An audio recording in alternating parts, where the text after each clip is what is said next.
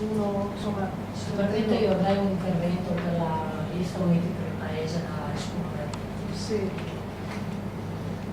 Prego. Allora, i componenti della lista Uniti per il Paese ringraziano gli annunesi che hanno riposto in loro la fiducia e condiviso il programma elettorale, ampio e dettagliato, contenente proposte concrete che con il dovuto impegno possono facilmente concretizzarsi.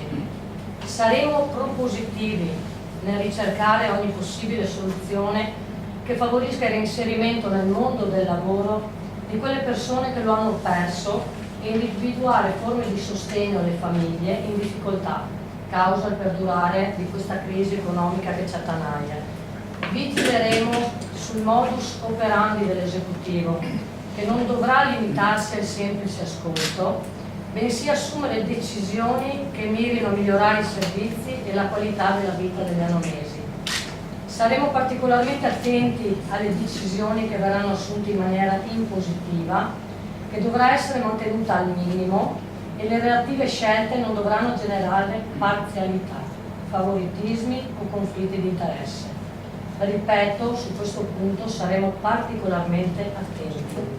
Auspichiamo che l'Esecutivo individui da subito la soluzione più idonea per l'utilizzo dei fondi bloccati dal Patto di stabilità, evitando che gli stessi vengano restituiti allo Stato, e promuove iniziative concrete finalizzate al reperimento dei fondi comunitari per realizzare quelle infrastrutture che tutti noi attendiamo da decenni.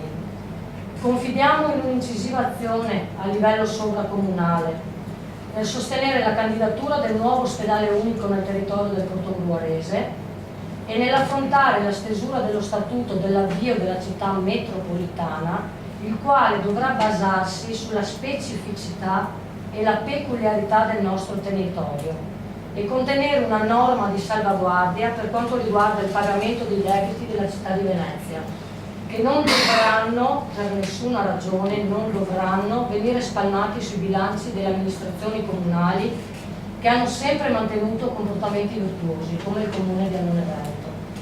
Ciò premesso, la lista Uniti per il Paese si asterrà dall'approvare le linee programmatiche del mandato dell'attuale amministrazione. Comunque auguriamo al Consiglio buon lavoro. Segretario, se vuole ho una copia. Così la lei,